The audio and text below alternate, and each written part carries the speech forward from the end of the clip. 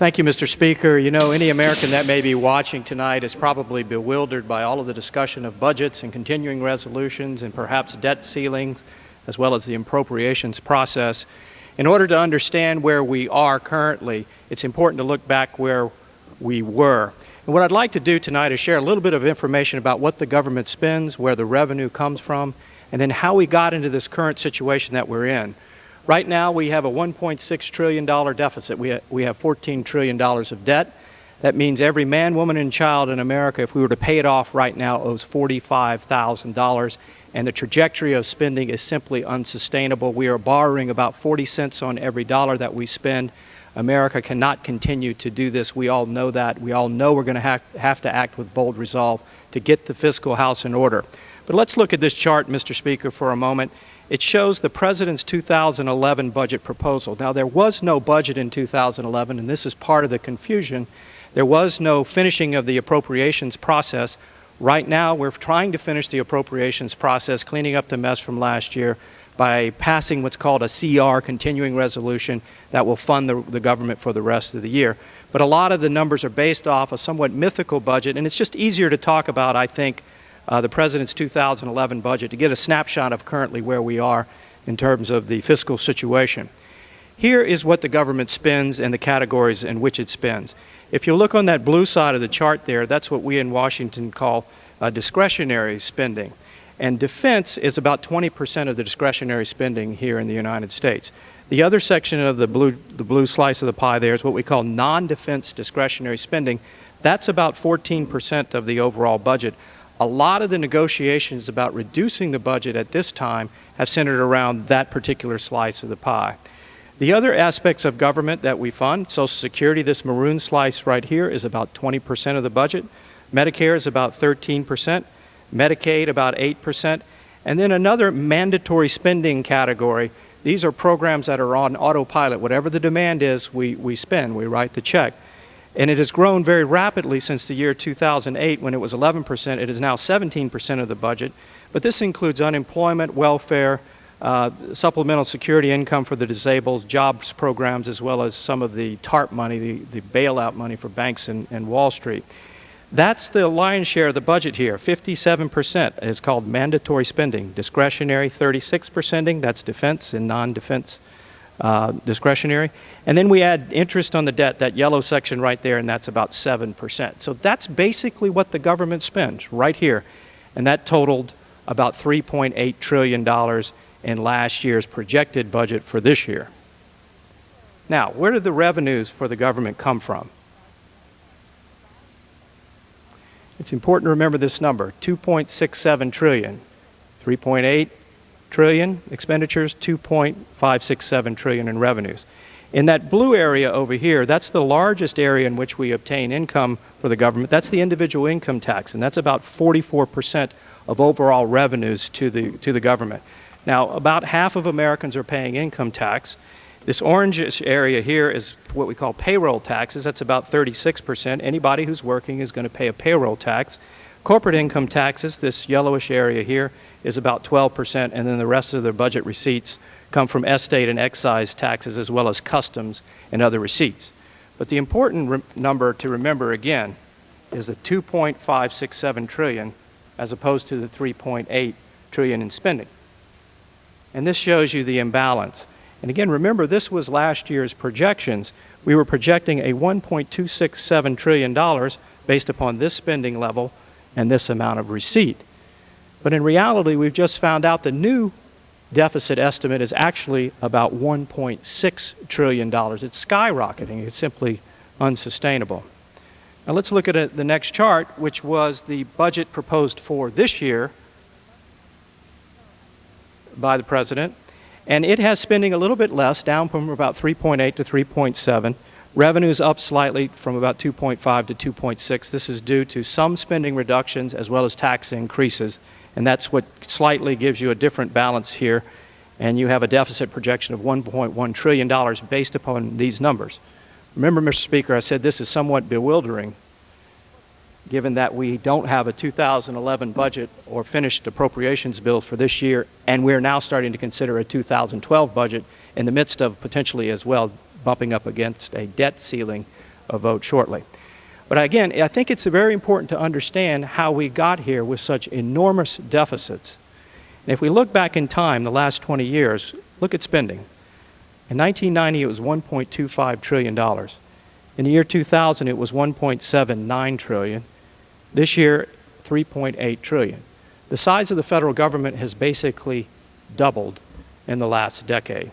Now, if you look at deficits as well, in 1990, we were talking about $200 billion deficits. Now, I was a much younger person then, but I remember how shocking that figure was back then and how there was demands that something be done. In the year 2000, because of extraordinary productivity gains in the late 90s, we had a $200 billion surplus to the federal government.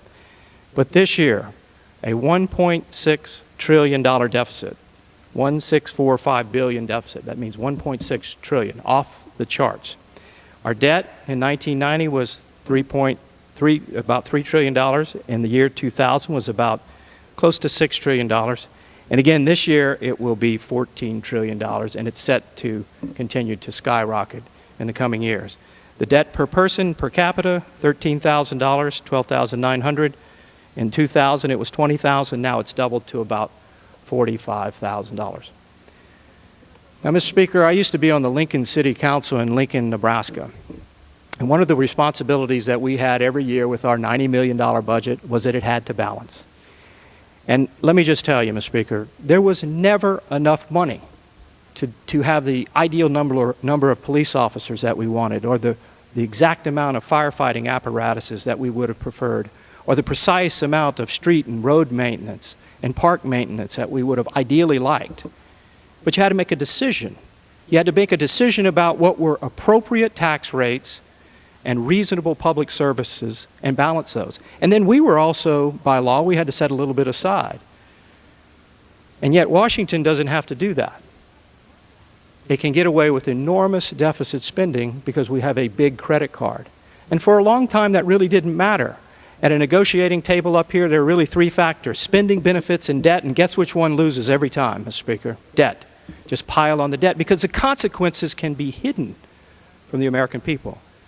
But the numbers now have gotten to be so shocking, and the reality is coming home, that I know most Nebraskans and most Americans want this Congress to act with bold resolve, to tighten the belt, to ask for some shared sacrifice, to get this fiscal house in order, because this level of spending is unsustainable. Businesses can't do it, a family can't do it, a government should not be able to do it, because the consequences are really threefold, and they're no longer hidden, they're out in the open. This amount of debt and deficits creates basically three problems. One, it pushes off the obligation for the way in which we are currently living and spending onto children and grandchildren in terms of future taxes on them. It's unjust. The second problem is it creates the potential for inflation. There's already an argument going on that the Federal Reserve policies are monetizing our debt, basically printing money, and now you're seeing commodity inflation with price hikes in gasoline and other commodities. The effects are very real. The third problem is we're transferring ownership of America to foreign countries. China officially owns about $1 trillion of this debt, but if you look at the numbers more closely, it could be as high as $2 trillion. That means a transfer of the assets of this country overseas.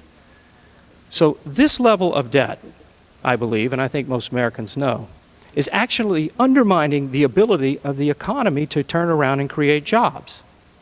And now it's not only creating economic volatility and economic problems, it creates national security problems as we transfer more and more of this debt overseas and sell the assets of the country to others.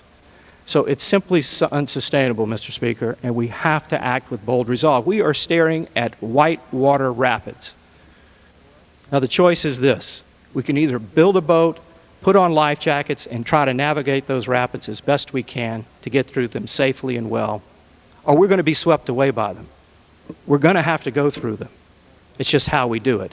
And that's what all of the debates are this week and will be in the coming weeks, as to how do we set up the right framework of responsible budgets, responsible appropriations, so that we can reset our economic course, get our fiscal house in order, began to give the economy some stability, create jobs, and then in turn, guess what happens? Revenues come into the Treasury.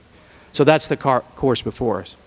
Mr. Speaker, I did want to talk about another topic tonight as well, and it's very important that even in the midst of this budget set of negotiations that are going on, that we not overlook the fact that the State Department recently released its annual